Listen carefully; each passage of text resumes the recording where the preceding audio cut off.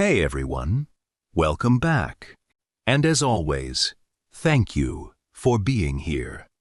If you've been enjoying this series, don't forget to subscribe to the channel and follow along because we're now entering one of the most powerful sections of the entire book.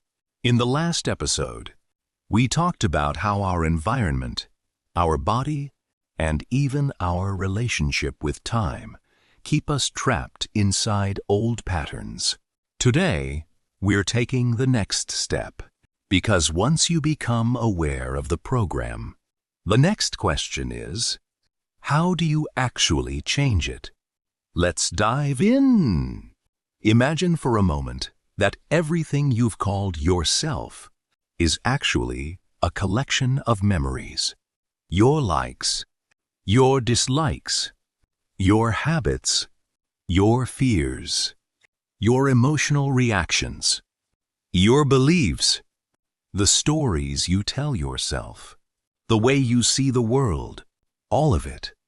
Now here's the crazy part. Joe Dispenza argues that if all of those things were learned, they can also be unlearned. And that's where transformation begins. One of the biggest ideas in this part of the book is that change doesn't start with behavior. It starts with awareness. Most people try to change their actions first. They try to force new habits, force motivation, force discipline. But Joe says something different.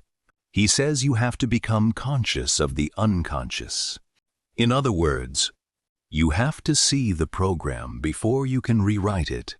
Think about how often you react automatically.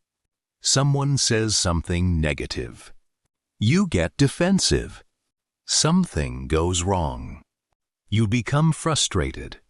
A problem appears. You become anxious. Most people never stop to question those reactions. They simply assume, this is who I am. But Jove asks a different question. What if that's not who you are?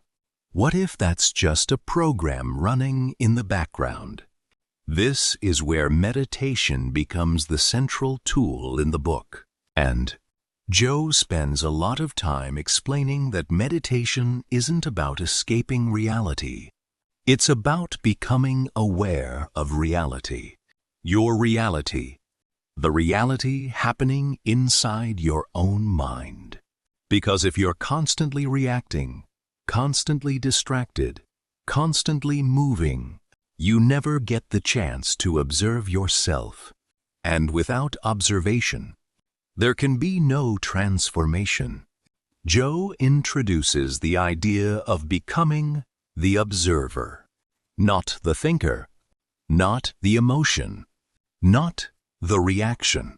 The observer, the person watching, the awareness behind the thoughts, the awareness behind the feelings, the awareness behind the personality. And according to him, this shift changes everything. Because when you observe a habit, you create distance from it. And the moment you create distance, you stop being controlled by it. Think about a habit you've had for years. Maybe it's overthinking. Maybe it's self-doubt. Maybe it's worrying about what other people think. Most people believe those patterns are permanent. Joe disagrees.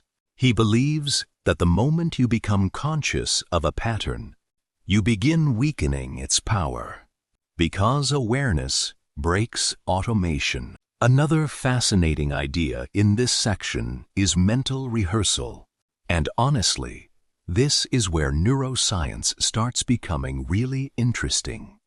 Joe explains that athletes have used mental rehearsal for years. Musicians use it. Performers use it.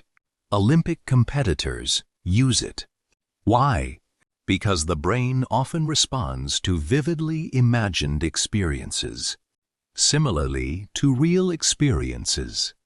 Think about that. Your brain can begin learning from experiences that haven't happened yet.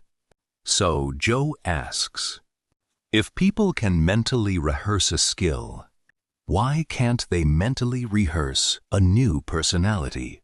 Why can't they rehearse confidence, patience, peace, discipline, freedom, a new future?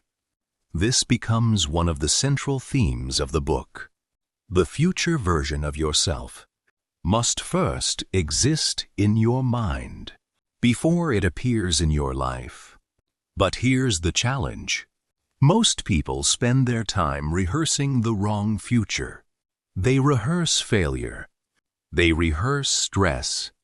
They rehearse worst-case scenarios.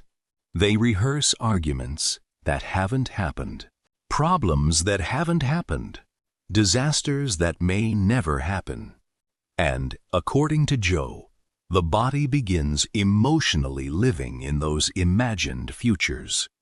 Think about how many times you've worried about something, only to realize later it never happened. Yet your body still experienced the stress, the fear, the anxiety, the emotional exhaustion. That's because your body believed the experience was real. And this is why Joe keeps emphasizing the importance of consciously directing your attention. Because where attention goes, energy goes. One of the strongest messages in this section is that change requires discomfort. And honestly, that's something most people don't want to hear. Because we want transformation to feel exciting, easy, natural. But according to Joe, real change often feels uncomfortable. Why? Because you're moving beyond what's familiar. You're asking your brain and body to stop doing what they've practiced for years. You're stepping into uncertainty. And uncertainty is uncomfortable. But it's also where growth happens. Joe describes this process almost like crossing a bridge.